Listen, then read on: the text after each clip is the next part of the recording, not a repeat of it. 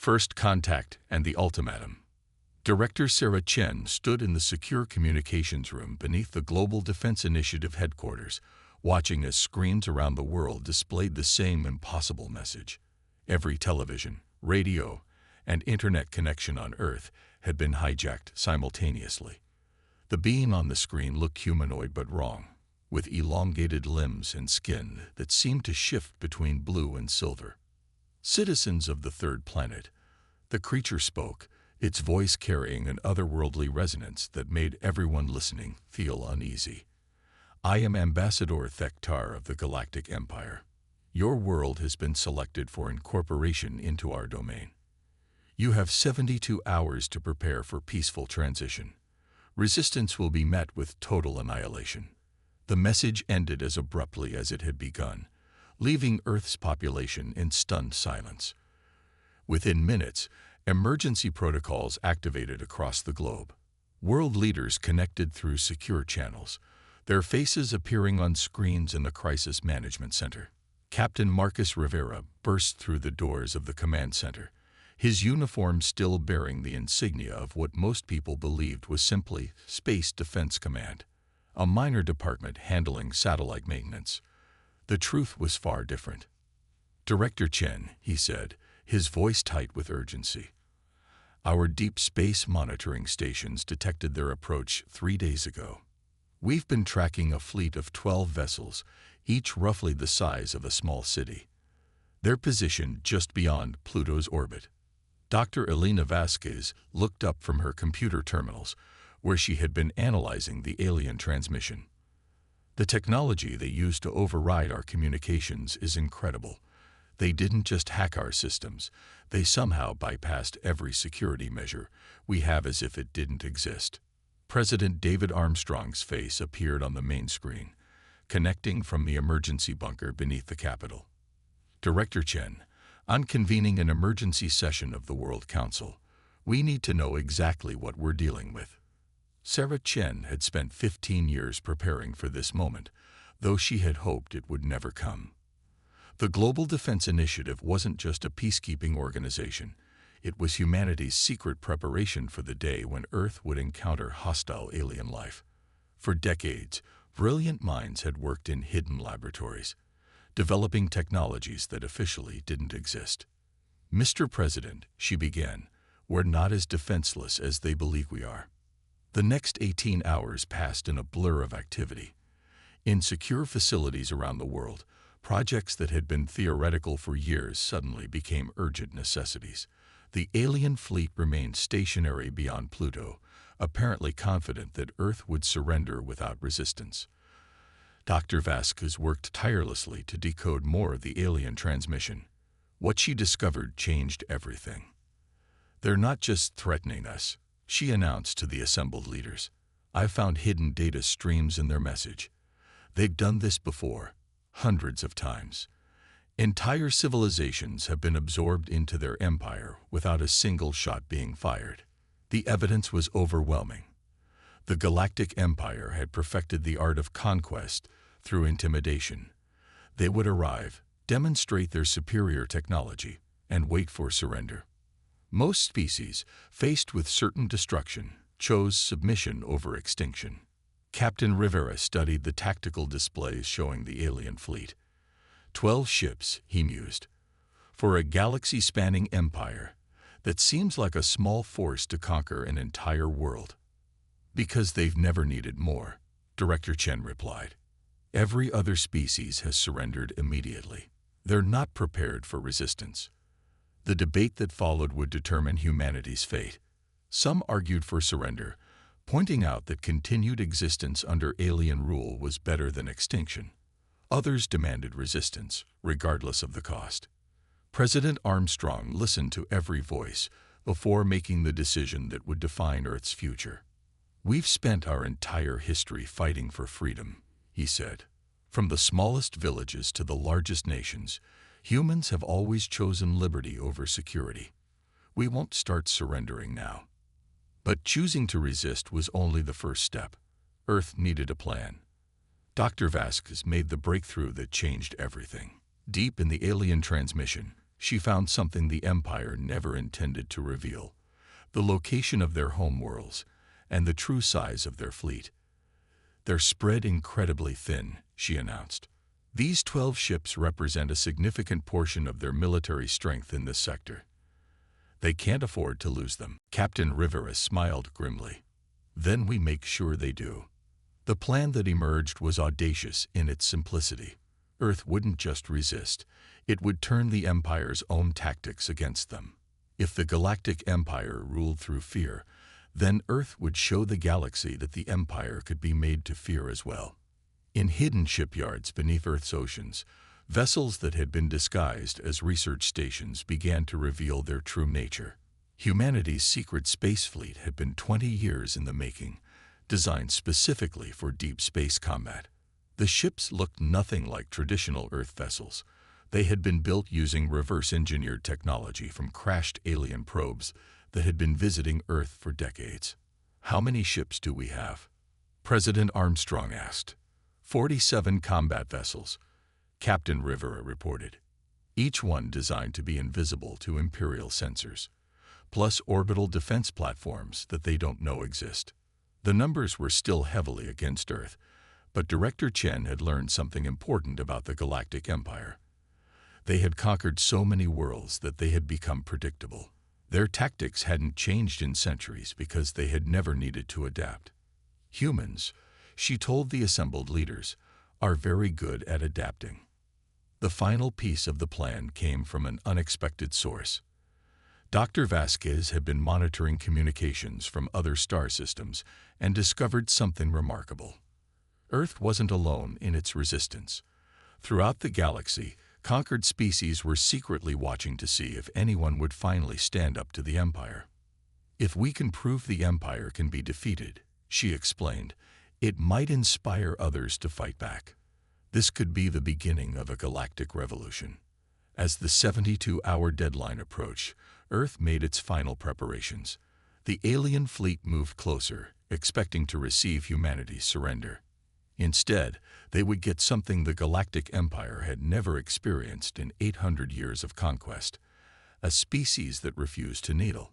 Director Chen stood once again in the communications room, but this time she wasn't watching an alien transmission.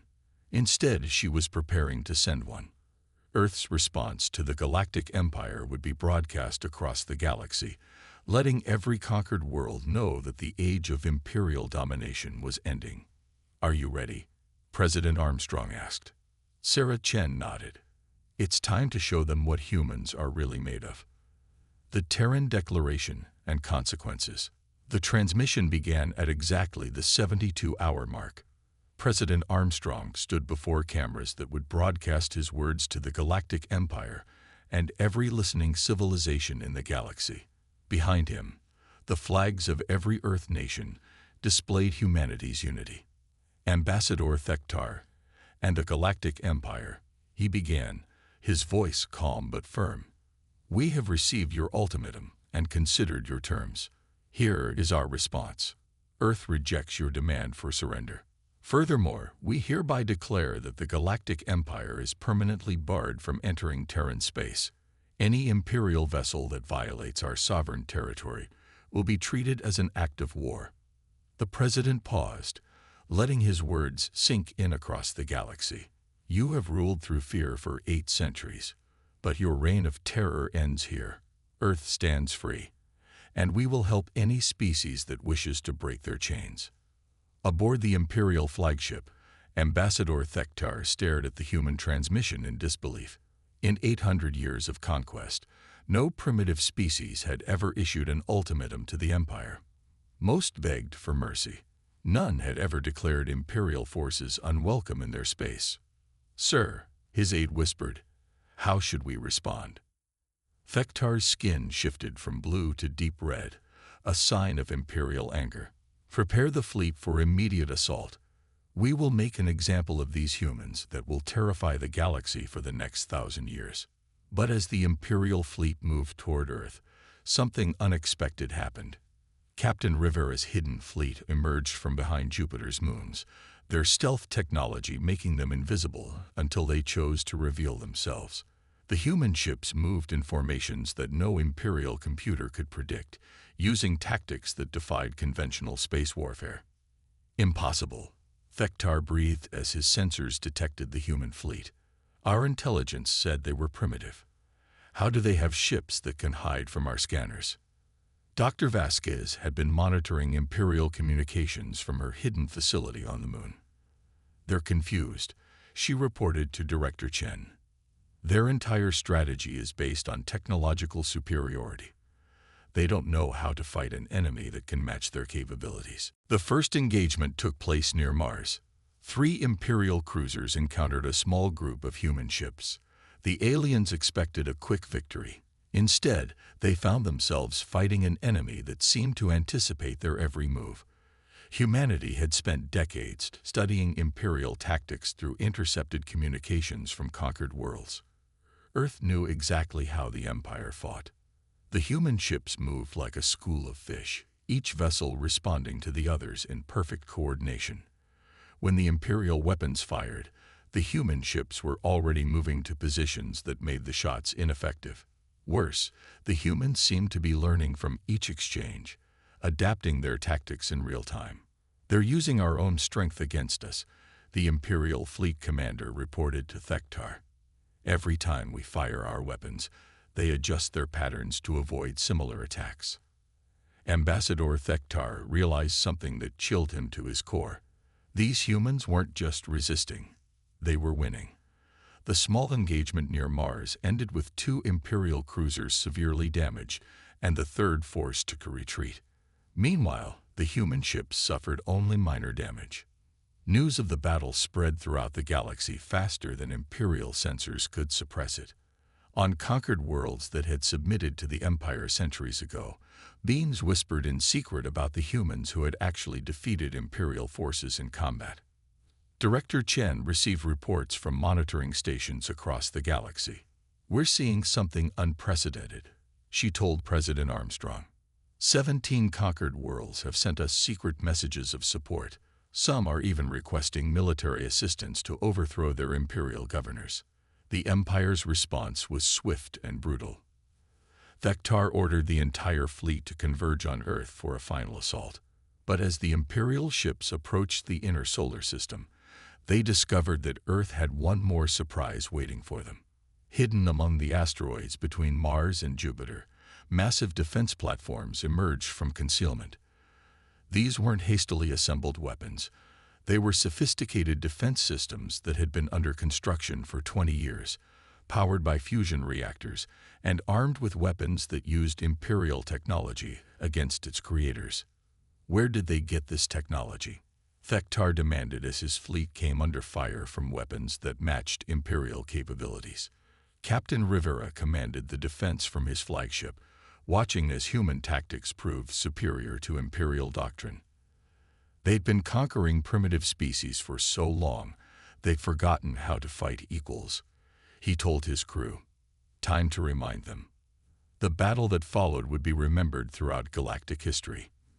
The Imperial fleet, designed to intimidate primitive civilizations into submission, found itself facing an enemy that fought with intelligence, creativity, and absolute determination. Human ships used the solar system itself as a weapon, hiding behind planets and using gravitational slingshots to achieve speeds that Imperial vessels couldn't match. Dr. Vasquez intercepted communications between Imperial ships and realized something crucial. "They're arguing among themselves," she reported. "Some commanders want to retreat.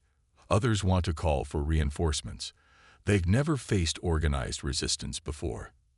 The turning point came when Captain Rivera executed a maneuver that no Imperial tactical computer could have predicted. Using a gravitational assist from Jupiter, his ship achieved enough velocity to ram directly through an Imperial dreadnought's shields. The massive alien vessel, designed to be invincible, broke apart from the impact. "Impossible," Thektar whispered as he watched his flagship's sister ship destroyed by a kamikaze attack. "How can primitives defeat the Empire?" That was when Dr. Vasquez answered him directly. She had hacked Imperial communications and broadcast her response across all Imperial frequencies. "We're not primitives, Ambassador, we're humans, and we've been preparing for this day for 20 years. The revelation that Earth had been secretly preparing for galactic conflict changed everything. The Empire realized they weren't facing a primitive species that had gotten lucky.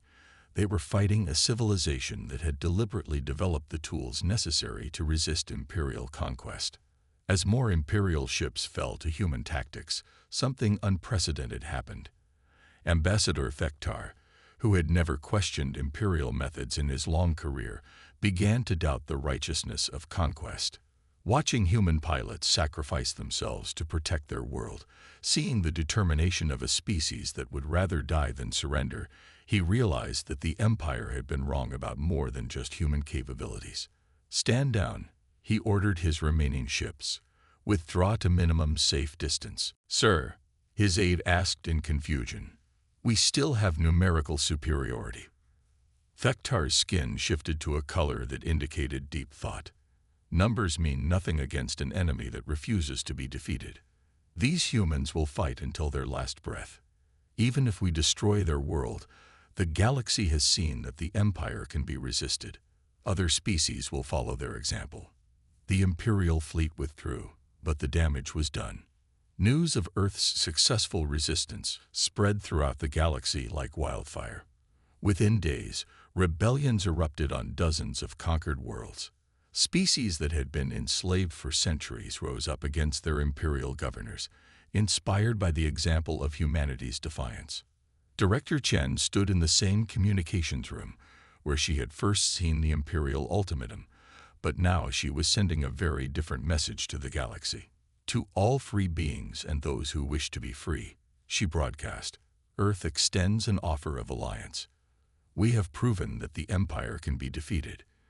Together, we can ensure that no species ever again faces the choice between slavery and extinction." President Armstrong joined her for the closing statement. "The Galactic Empire ruled through fear, but fear is only effective against those who have something left to lose. Humanity chose to fight because freedom is worth any sacrifice. We invite all species who share this belief to join us in building a galaxy where every world can determine its own destiny." The response was immediate and overwhelming. Within hours, secret communications arrived from resistance movements across the galaxy. The age of imperial domination was ending, and a new era of galactic freedom was beginning. Ambassador Thektar, watching the collapse of the empire he had served faithfully for centuries, made a decision that would shock the galaxy. He contacted Earth directly, requesting political asylum and offering to provide intelligence about imperial weaknesses to the growing rebellion. "Why?" Director Chen asked when she met with the former imperial ambassador. Thektar's skin had changed to a color she had never seen before, a shade that indicated hope. "Because you showed me something I had never seen in 800 years of conquest.